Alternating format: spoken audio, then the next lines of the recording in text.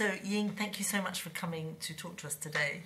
Can you tell us, to start with, about your early memories, your childhood, your background, where you're from?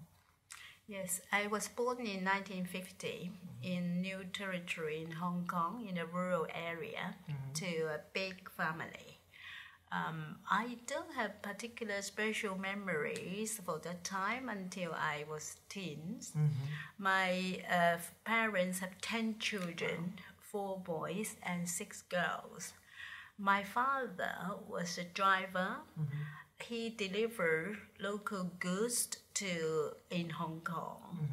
Nothing big. It's just a small business. My mother was a housewife. She needed to do everything at home, and she needed to water the plants, vegetables, and feed the chickens, and rear the pigs, and some of small paid jobs for the neighbors and friends. And all our brother and sister help out, and nobody else. Do you remember yourself tasks that you had to do as a child? Yes, I help out. I went to the well to fetch the waters and water the vegetables and look after the chickens and pigs. Yeah. What was your accommodation like? We had a 2-story house. It was quite a spacious one. We needed to share the rooms, but I cannot remember anything with argue or fight. Really? Yeah, and we have a very happy household. Yeah, I could not remember we were hungry, and the vegetable we grow, we have it for ourselves. Wow. And can I ask you how you came to think about moving to the UK? How did that happen? That was when I was 20 years old, in 1970. I was introduced to my now husband. My husband came to UK in 1965, and then in 1970 he went to Hong Kong. He's from the other village of the New Territory, my place. And I was introduced to him. After 2 years, and we got married. And another 2 years, and I moved it to the UK. Can I ask, do you remember how you felt about coming to the UK? I mean, had you ever left Hong Kong? Had you been to many other places before that? Yes, it was quite an anxious and exciting experience. I had never been outside of Hong Kong when I was in Hong Kong. The farthest place I went was in Hong Kong Island. We went there once a month. So when I came to the UK, I thought it was a good decision, but I didn't quite think it's a brave one. Really? But it just what happened. And how did you, in those days, how did you communicate with your family back in Hong Kong? We had a phone, but at that time a phone call was very expensive. So I wrote letter back home. My mother could not read or write, so my father read the letters to her. So he read them out to her, really? And where did you live when you first came to the UK? I first came to the UK in London, and then in 75, the next year, we moved to Brighton because my husband decided to stop working with his brother. Then we work in the restaurant in Brighton, and my elder brother came to help out. He came to the UK in 1966. And had you any kind of experience in catering or in sort of restaurant business before yourself? When I was in Hong Kong, no. I didn't cook much in Hong Kong, but my husband could cook very well, and so as my elder brother. Right. Now, can I ask you do you think that being ethnically Chinese has affected your life in the UK in any way? Or maybe it hasn't? No, I had been very busy working 24 hours and 7 days. Yeah. I had occasionally a rare experience of being having the racism were called Qing, and less than I didn't have much time to think. It's like some of my Chinese friends said. Yeah, worst experience. Really? I have been always very busy. Yes. And working in the restaurant. Yeah. And make friends with our customers and our neighbors. Right. And working really hard. We didn't have much social life to go outside. No. And what about you have children? I have 2 children. Yeah.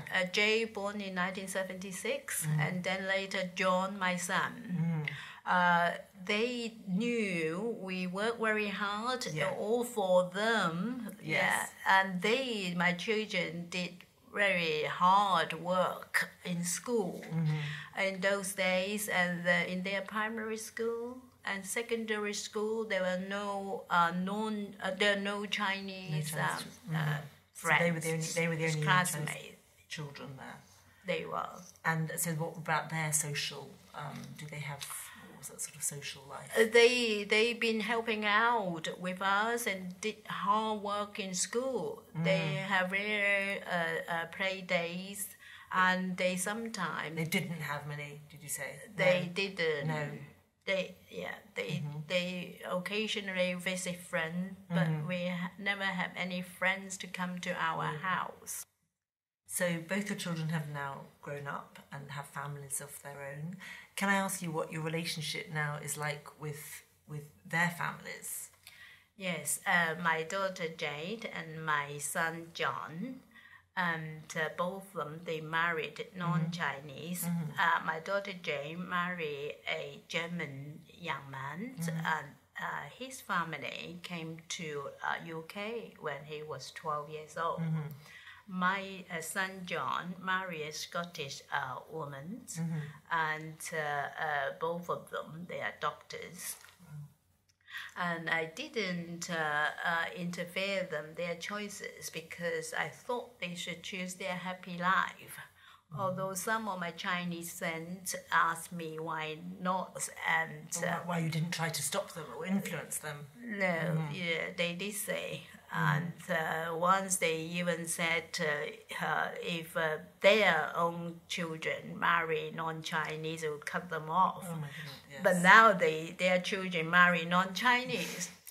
And now my son and the wife, they're both doctors, and my daughter is lawyer, and her husband is a doctor too. I could not imagine myself when I was in Hong Kong. So they've both done incredibly well. Congratulations. Thank you. Can I ask you, since you've been in the UK, in terms of language, have you mostly sort of functioned in Chinese or in English? How have you managed that balance? I don't speak good English, but I can read a bit and I listen. I read a daily paper, English paper, and I listen to radio and TV. Right. And socially, I know you said that you didn't have much time for a social life, but... I speak Hakka at home, and my social life more with the Hong Kong Chinese. We speak Cantonese. Yes, okay. And then, so you're not in the takeaway business anymore, is that right? I retired in 2012. Yeah, so now I'm having more time, social life, and with my friends in the UK. And every few years I go back to Hong Kong. Yeah. Can I ask you, how do you identify yourself?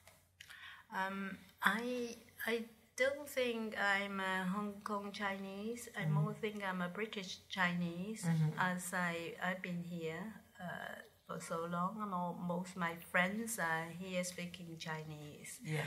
And I go back to Hong Kong a few years in a time. Also, my children and and also the cousins, and they don't have close contact because they didn't go to Hong Kong very often. But they contact each other on emails and WhatsApps. Yeah, but not simultaneously. Do you envisage in the future, now that you are retired, maybe spending more time in Hong Kong, or even getting back to live in Hong Kong? Because I know you have other siblings in Hong Kong, obviously. I do visit Hong Kong a few times, a few years visit Hong Kong, mainly to see my parents' graves and also siblings. Yeah. But I don't expect I will live in Hong Kong because I have my children and grandchildren live in the UK, and I want to look after my grandchildren. Thank you so much for sharing your memories and your story with us today. Thank you. Thank you. Thank you.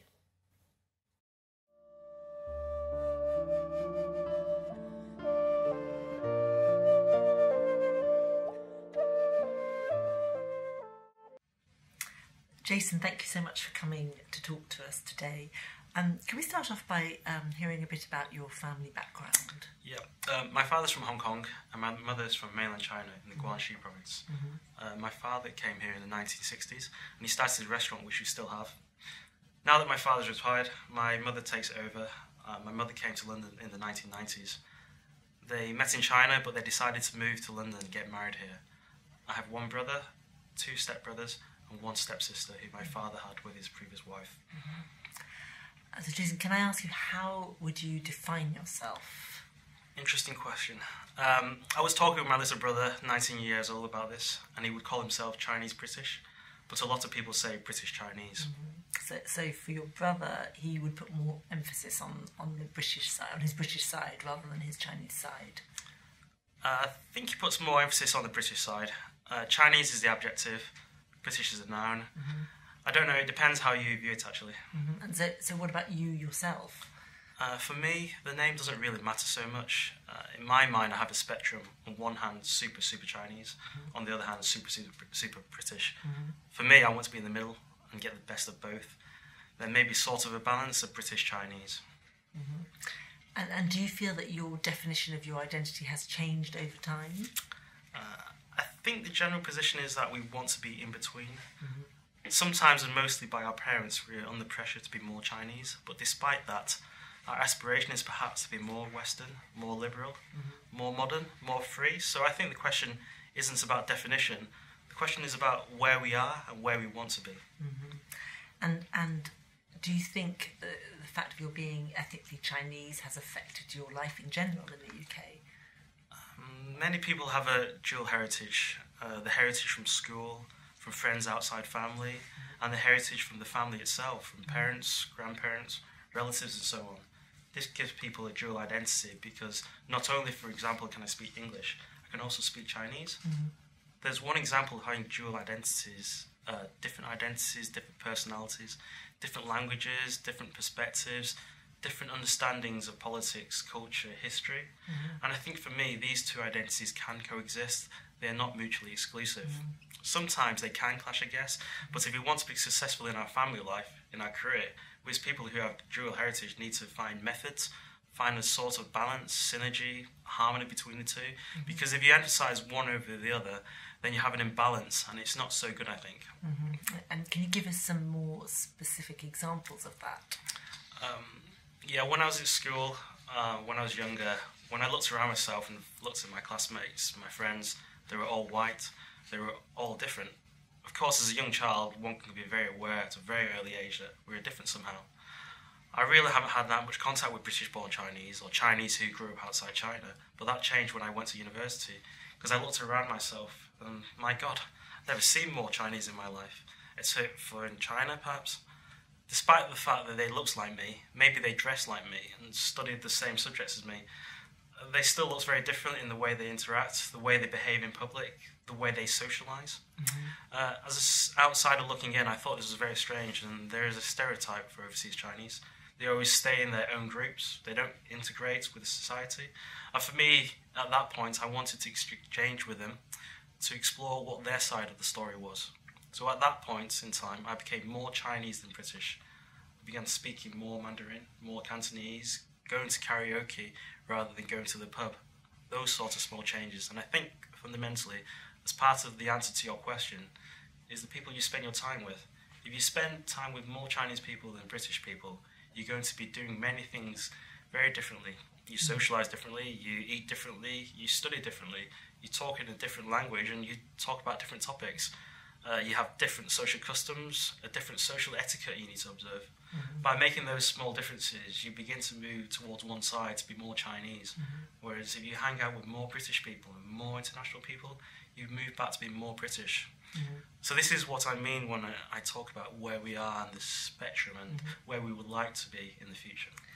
So just now you referred to some of your Chinese languages. I just wanted to ask, how did you actually go about learning Mandarin and Cantonese, you said, as well? So although my mother is from mainland, in the south of China, many people speak Cantonese, and my father, because he's from Hong Kong, of course he speaks Cantonese. So at home, I learned Cantonese, and for Mandarin, it wasn't so natural. My parents had to send me to Saturday schools, and as I moved through school, my school began offering Chinese classes, so I did not have to go to Saturday schools anymore, because I could study Chinese in my regular school. And then I continued to study Mandarin into university. So to what extent do you think that your language ability has affected your Chinese identity? Well, in my view, it's a method of expressing ideas. I don't think the method would necessarily affect the idea. The idea is conveyed through the method, but the method is not influencing the idea necessarily. So I suppose if you speak more, and when I was speaking more, I was in my head rationalising things in terms of Chinese culture, more so than I would be if I'd spoken English. I suppose in terms of how my identity is perceived by other people externally, people would say, oh, look at Jason, he's speaking Chinese. He's maybe more Chinese than British. And that may be true, but again, I would say it's adjustable. It depends on moving. It's always moving. It depends on what you do, it depends on who you meet, it depends on who you hang out with. So I think language isn't much of an impact on how I perceive my identity, but it could be more influential for people perceiving my identity from outside. So for you, it really depends on who you're with and where you are. Can I just ask, does your family do traditional Chinese activities at home, celebration of festivals, that sort of thing? We do, and of course they're an important part of my Chineseness, but even though they're an important part of my Chineseness, they're not an important part of me in my life. There's a difference. There's an important part of a small part of my life. They are more important to my family who don't have this other heritage. For me, going out with friends to a club on New Year's Eve is more important than eating dumplings on Mid-Autumn Festival. My point is that even though I celebrate these Chinese things with my family, and they are important to this idea of the family being a harmonious unit, I would be fine really without them. I think my life would continue. And are all members of your family in the UK? My extended family is. My mother's younger brother lives here with us in London. My mother's mother lives here too, and some of the members of my father's extended family are here in the UK as well. But most of them are in China and Hong Kong. And have you yourself been to China and Hong Kong? Yes, we go there almost every year. And do you think for your future you may end up in China, Hong Kong, or stay in Britain, or end up elsewhere in the world for that matter? In all of them, hopefully. The next step is to qualify as a lawyer, and there are different areas I'm interested in that would involve travelling to other countries such as China and Hong Kong. One area, for example, shipping and trade. China and Hong Kong are the big players in the economic stage in the world, and in terms of shipping and trade, a lot of legal work comes from these areas. So yes, I hope to travel there. For the long term, I don't think I will work in law for the rest of my life. I want to have a political career. I believe to increase representation from the British community, British Chinese community, it's important, and this is something I would contribute to as a potential decision maker in the future, either as an elected member of the Parliament or within the civil service or some other parts of the political system. That sounds really interesting. Thank you so much for sharing your story with us. Thank you. Today. Thank you.